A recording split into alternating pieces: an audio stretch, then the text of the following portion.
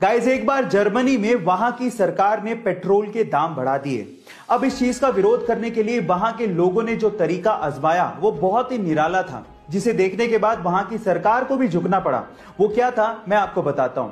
Actually जैसे ही petrol के दाम बढ़ाए गए, उसके 1 घंटे के अंदर वहां के लोग अपनी कारों को लेकर सड़क पर आए और उसके बाद सड़क पर ही अपनी कारों को छोड़कर चले गए। जी हां गाइस, 10 लाख कारों को सड़क पर देखकर सरकार सख्ते में आ गई और फिर से उन्होंने पेट्रोल के दाम घटा दिए।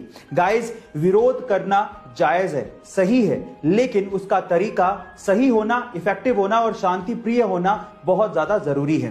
गाइस, बड़े दिल वाला किसे कहते हैं, या आज मैं आपको एक रियल इंसिडेंट से बताना चाहता हूं। एक्चुअली हुआ कुछ यूं कि एक छोटा सा बच्चा था जिसके पास खुद की एक साइकिल थी, लेकिन प्रॉब्लम साइकिल के साथ ये थी कि उसमें ब्रेक अच्छे से नहीं लगता था। अब वो साइकिल के साथ जा रहा था, सामने से कार आई, ब्रेक अच्छे से लगा नहीं, वो साइकिल सीधे कार में ठुक गई। अंकल बाहर आए, उन्होंने देखा कि कार में डेंट पड़ गया। अब वो चाहते तो बच्चे पे चिल्ला सकते थे, गुस्सा कर सकते थे, लेकिन उन्होंने उस बच्चे को कुछ भी नहीं कहा। इनफैक्ट उस बच्चे को उन्होंने एक साइकिल भी गिफ्ट की। ओह माय गॉड गाइस, वो साइकिल पाके वो छोटा सा बच्चा भावुक हो गया था। इस इंसिडेंट से आपको मैं सिर्फ इतना कहना चाहता हूं कि कभी कभी बेवजह कुछ अच्छा करके देखिए, आपके दिल को बहुत ही सुकून महसूस होगा। गाइस, भगवान ने ना इंसान नामक एक बहुत ही गजब की मशीन बनाई है। कैसे? एक छोटा सा एग्जांपल देता हूं। क्या आपको पता है कि जब आपको उल्टी आने वाली होती है तो उससे 30 से 35 सेकंड पहले आपका पूरा का पूरा मुंह लार से भर जाता है? कभी गौर करके देखना। पर सवाल ये कि ऐसा होता क्यों है? तो देखो, मैं आपको बताता हूं। आपकी जो लार होती है ना, वो क्षारीय यानी बेसिक नेचर की होती है, और जब आपको उल्टी आने वाली होती है तो उल्टी के साथ साथ पेट से खतरनाक एसिड भी मुंह में आने वाला होता है। तो उस एसिड को न्यूट्रलाइज करने के लिए और आपके मुंह को बचाने के लिए वो लार पैदा होती है। और उसके अलावा लार 30 से 35 सेकंड पहले पैदा होती है, वो आपको इंडिकेट भी करती है कि आपको उल्टी आ सकती है ना? Amazing fact. गाइस, इस फोटो को ध्यान से देखिए। ये अब तक की किसी भी कैमरे के द्वारा ली गई सबसे साफ फोटो है। खा गए ना धोखा? एक्चुअली ये फोटो नहीं है। आप हैरान हो जाएंगे कि ये एक पेंटिंग है जो कि ऑयल पेंट से बनी है। इनफैक्ट ये इतनी ज्यादा क्लियर है कि पहली बार देखने से तो ऐसा लगता है कि शायद किसी हाई रेजोल्यूशन वाले कैमरे से ली गई फोटो है। ये ऑयल पेंट से बनी है, इसको भी चेक करने के लिए लोग मैग्नीफाइंग ग्लासेस का इस्तेमाल करते हैं। इस पेंटिंग को बहुत सारे अवार्ड्स तक मिल चुके हैं।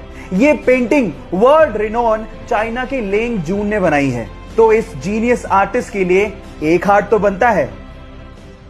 एक बार एक चाइनीज व्यक्ति एक एनिमल शेल्टर से एक बहुत ही प्यारे कुत्ते को घर पे लेके आया। वो कुत्ता बहुत ही समझदार था, लेकिन उस चाइनीज व्यक्ति ने एक अजीब सी हरकत उस कुत्ते की नोट की। वो कुत्ता पूरी रात अपने मालिक को सोते हुए देखता था। शुरू में उन्हें लगा कि शायद वो नया है, इसलिए एडजस्ट होने में समय लग रहा है, लेकिन जब वो लगातार ऐसा करता रहा तो उन्होंने उसे डॉक्टर को दिखाया। डॉक्टर ने कहा कि ये तो बिल्कुल स्वस्थ है। थक हार कर जब कुछ समझ में नहीं आया तो वो उसी शेल्टर में दोबारा गए। तो जो शेल्टर वाले ने जवाब दिया वो आप लोगों को सुनना चाहिए। शेल्टर वाले ने कहा कि जब ये सो रहा था तब उसका पुराना मालिक उसे उठाकर यहां शेल्टर में छोड़ के चला गया। शायद इसीलिए वो पूरी रात आपको देखता है, कहीं आप उसे धोखा ना दे दो।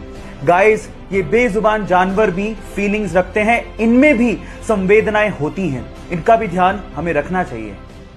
जब 13 अप्रैल 1919 को जलियांवाला बाग में जनरल डायर ने सैकड़ों निहत्तों पर गोलियां चलवा दी, तो इस बाग से 40 किलोमीटर दूर एक गांव से 11 साल का बच्चा जलियांवाला बाग की तरफ पैदल निकल पड़ा और बाग में खून से सनी मिट्टी को अपने हाथ में लेकर अंग्रेजों से आजादी के सपने देखने लगा।